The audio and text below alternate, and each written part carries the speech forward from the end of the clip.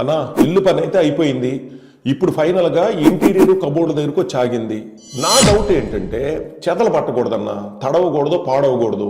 Interior అయితే ఒక్కసారే పెడతాను. అయితే నీ వీడియోలు కూడా చూసే నేను చాలా మటుకు. కానీ మీరు అన్ని స్పేస్ డిజైన్స్ తరపు నుంచి అన్ని చేస్తారు. కానీ నాకు ఈ చెదలు పట్టకుండా కానీ ఏదన్నా అవ్వకుండా కానీ అల్యూమినియమా డబ్ల్యూపీసీయా ఏ ఇంటీరియర్ వర్క్ కబోర్డ్ వర్క్ నేను చేయించుకోవాలి, ఏది బెస్ట్ నువ్వే చెప్పాలి నాకు. నువ్వు అడిగింది బాగానే ఉంది, చెదలు పట్టకుండా అల్యూమినియం గురించి కానీ డబ్ల్యూపీసీ గురించి ఈ రెండింటి మధ్యలో తేడా అడుగుతున్నావు కదా.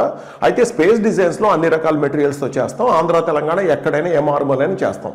సో నువ్వు అడిగిన దాన్ని బట్టి నేను ముఖ్యంగా అల్యూమినియంకి డబ్ల్యూపీసీకి మధ్యలో ఒక 4 పాయింట్లు చెప్తాను. దాన్ని బట్టి నువ్వు డెసిషన్ తీసుకో. అంతే అన్న, నువ్వు చెప్పే దానికోసమే నేను దగ్గరికి వచ్చింది.